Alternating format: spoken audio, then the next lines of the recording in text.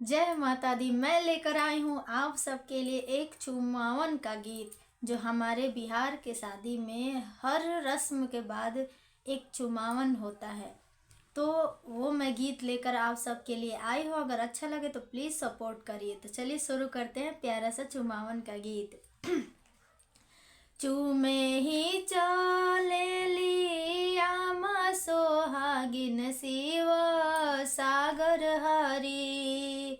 चूमे ही चले लिया सोहागिन शिव सागर हरी। जसही चूमेली तस देली आशीष शिव सागर हरी। जसही चूमेली तस देली आशीष शिव सागर हरी।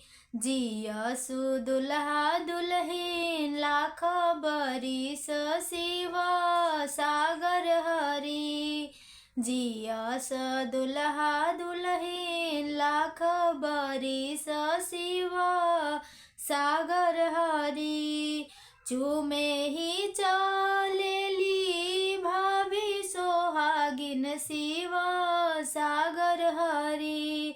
जसही चूमेली तस देली आशीष शिव सागर हरी।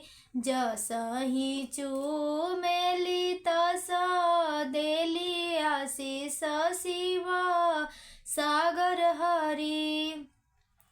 चूमे ही चलेली पुआ सोहागिन शिव सागर हरी। चूमे ही चलेली पुआ सोहागिन शिव सागर हरी। जसही चूमेली तस देली आशीष शिव सागर हरी। जसही चूमेली तस देली आशीष शिव सागर हरी। जियसु दुल्हा दुल्हीन लाख बरिस शिव सागर हरी। चूमे ही चलेली चाची सोहागिन शिव सागर हरी। चूमे ही चलेली दीदी सोहागिन शिव सागर हरी। जसही चूमेली तस देली आशीष शिव सागर हरी। जसही चूमेली तस देली आशीष शिव सागर हरी।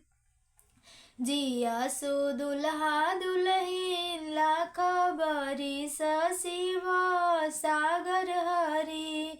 जियसु दुल्हा दुल्हीन लाख बरिस शिव सागर हरी। तो ये था प्यारा सा चुमावन का गीत। अगर आप सबको अच्छा लगा हो तो प्लीज़ प्लीज़ प्लीज़ सपोर्ट करिए। जय माता दी।